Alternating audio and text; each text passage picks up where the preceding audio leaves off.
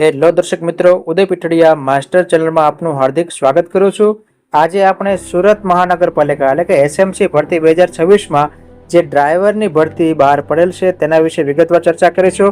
તો દર્શક મિત્રો, તમે અમારી ચેનલમાં પહેલી વાર આવ્યા હોય તો અમારી ચેનલ ઉદય પીઠડિયા માસ્ટરને લાઈક છે, સબસ્ક્રાઈબ જરૂર કરશો। તો ચાલો જાણીએ આ સુરત મહાનગરપાલિકાની ડ્રાઈવરની ભરતી વિશે। સૌપ્રથમ વાત કરીએ આમાં તો કે કુલ જગ્યા ટોટલ જગ્યા છે 444 જગ્યા છે।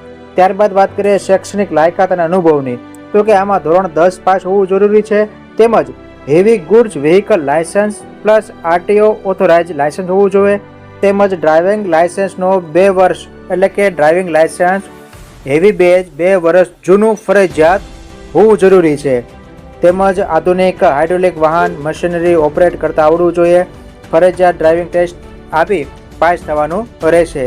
તેમજ ઊંચાઈની વાત કરીએ તો કે ઓછામાં ઓછી 165 સેન્ટીમીટર ઊંચાઈ જરૂરી છે। ખાસ વસ્તુની વાત કરીએ તો કે અગ્રતા તો કે આમાં hydraulic platform unit operator bulldozer loader અનુભવીઓની પસંદગીમાં અગ્રતા આપવામાં આવશે। ત્યારબાદ વાત કરીએ તો કે ઉંમર મર્યાદા તો કે આની અંદર 18 વર્ષથી લઈને 33 વર્ષની ઉંમર મર્યાદાવાળા લોકો ફોર્મ ભરી શકે છે।